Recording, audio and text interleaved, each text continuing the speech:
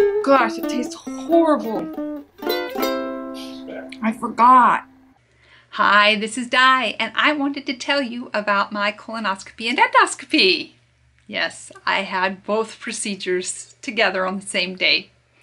I didn't know you could do that, but I have to tell you, I was really nervous when I found out I was going to have to do them both. So I went on YouTube and watched some videos and even found a video of someone who had both of them done. And so I started thinking that it might be a nice resource for folks who are about to embark on this journey to find out what it's like to go through both colonoscopy and endoscopy at the same time. But the reason that I was having them is because I had been referred to a gastroenterologist, and I have been complaining of stomach aches since I was 13 years old and never knew, is there something really wrong? I take right now I'm taking 3 medications a day just to control the stomach aches, and so I wanted to know what might be causing them. Also, one of my medicines is having some side effects that are really negative, and so I need to get off that medicine. So I really was hoping to get in with gastroenterology to get some help getting off that medication.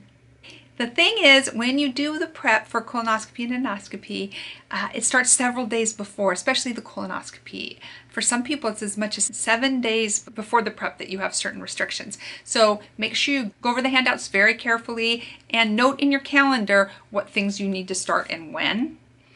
One of the things with colonoscopy is you're not supposed to have seeds or nuts for like 5 days before the procedure. Find out what your doctor's recommendations are and then make sure you follow them step by step and put them in your calendar or in your phone. One of my medications can cause constipation, and so if you're one of those tougher clients, they sometimes have special directions for you, and I had special directions to follow.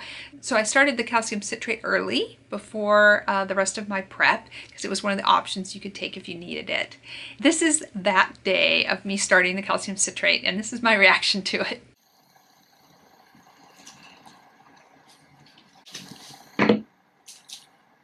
Oh gosh, it tastes horrible. I forgot. I haven't done one of these in like 10 years. Oh, it's awful.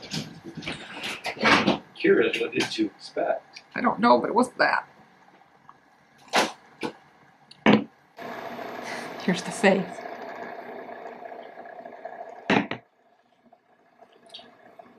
So the prep that my doctor had me do involved a product called Go Lightly.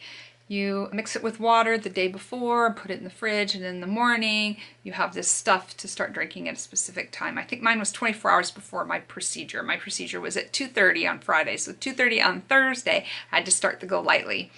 I didn't have a bowel movement caused by the calcium citrate. For whatever reason, it didn't do the job. So it was a good thing to start the Go Lightly. It did what it's intended to. Some people think they have Gatorade and Miralax or other things that they use, but it's really no different than knowing you're going to drink the amount of stuff they tell you to drink, and you're going to run to the bathroom a lot of times. You have the chance to just be at home and with your own restroom. That is the best way to prep yourself for the colonoscopy portion of my procedures. So it was a lot of running back and forth to the restroom till nighttime.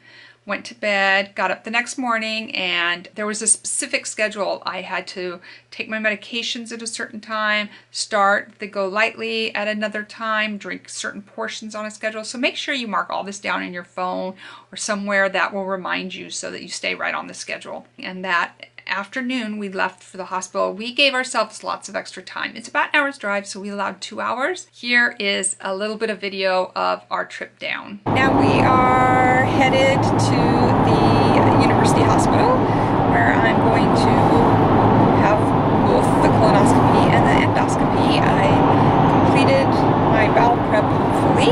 We've allowed extra time in case we need to stop, and hopefully everything is on target for a 2:30 call time. And then we arrived at the hospital, and here's a little footage of that.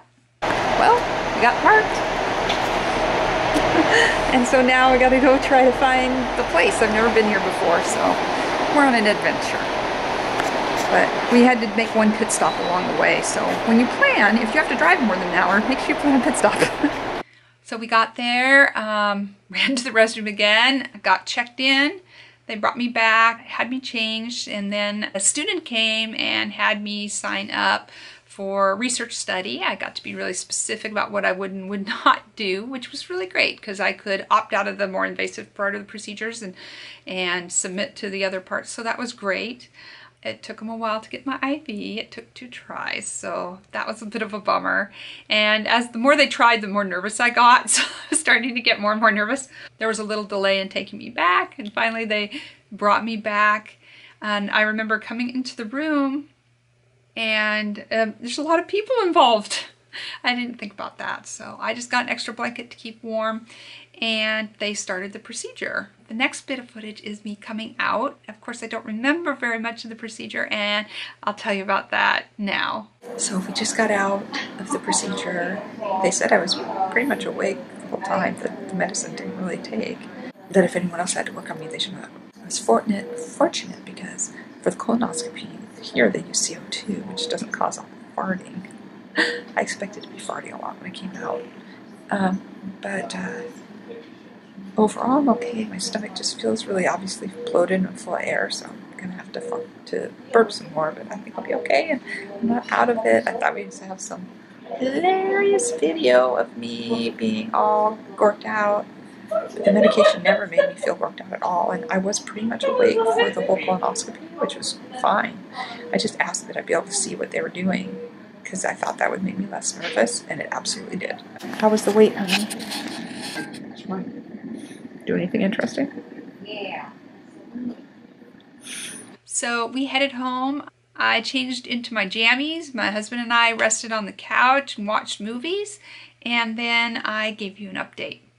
Well, excuse me for laying down. I'm not feeling so hot. My procedure results all came back clear. Everything looks really good. I have this stomach pain, and my stomach's like super bloated. I guess they put air in the stomach, you know, so the camera can go around. And so if I lay real flat and I hold still, it's okay. Jerry and I were able to watch a movie tonight, but I don't feel like moving around much. And I, of course, Googled it. Of course, the very important source of medical information. I Googled it, and other people have experienced it too, and they always say by the second day they felt better. So maybe when I sleep tonight, I'll wake up feeling good, but I hope that, you know, I mean, a little stomach discomfort is all I'm feeling, which, I mean, it's just making me lay down. So that's a lesson. No matter how you do in the procedure, make sure you schedule enough time that when you get home you can rest and relax. And you don't really need anyone to take care of you per se. I had Jerry pick up a sandwich and a cookie for me, and I got a bottle of water. And I was only able to eat half the sandwich and half the cookie, so I've got food for tomorrow. So even if you lived on your own, as long as you have food when you go home, you know, because you haven't eaten in a couple days, you should be situated.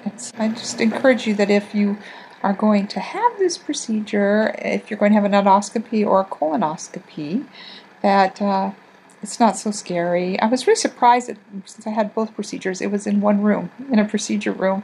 I thought they'd do one in one room and one in the other, and they said, no, we just turn you around. There wasn't much to it then, but just sleeping it off, so to speak, and filling in the next day, letting you know how I was doing.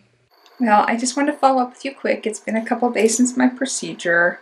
My procedure was on Friday, and now it's Sunday, and that bloaty feel is almost all gone, so I am just about back to normal. So even though I had that most people don't have, I still got better. So if you're going to have the procedure, I think you're going to be fine. It was completely survivable. So if you have to do a colonoscopy and an endoscopy together, know that that's something that is completely doable. It does kill 2 birds with 1 stone, so to speak.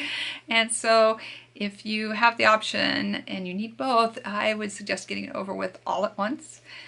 Hi, and if we haven't met before, my name's Di. I make videos twice a week, sharing a message of faith, hope, and love.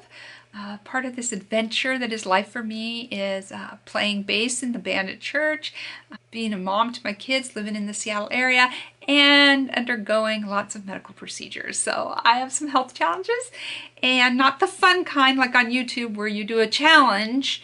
I have health difficulties, and so I like to share that journey as much as I can, thinking it might be helpful to anyone else and might be reassuring.